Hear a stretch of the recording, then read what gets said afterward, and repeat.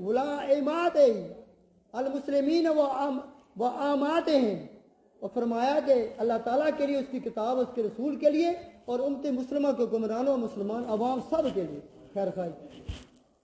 इस तरह फरमाया अन अब्दुल्ला बिन, दूसरी हदीस में अन मसूद अन नबी सल्लल्लाहु अलैहि वसल्लम काला नदर अल्लाह इमरा सामे मकालाती।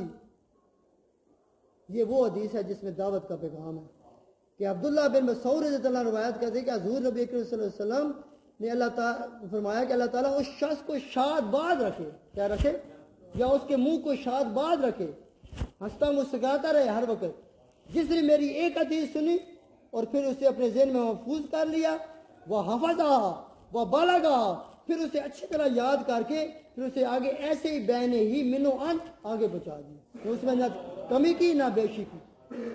तो उसके लिए क्या आकार फरमाया, उसके मुंह को अल्लाह ताला उसके चेहरे को शादबाद रखे।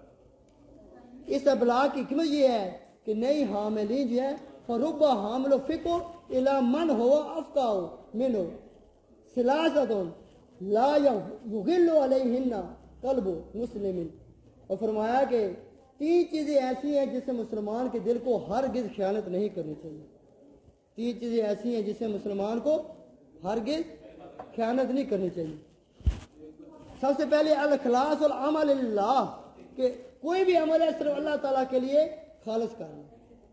और दूसरी है वह मुनासातुन आइम्मतुल मुस्लिमीन, और अल्लाह की रज़ा के लिए दूसरे मुसलमान हुक्मरानों की भलाई चाहना, अल्लाह की रज़ा के लिए दूसरा मुसलमान हुक्मरानों की भलाई चाहना।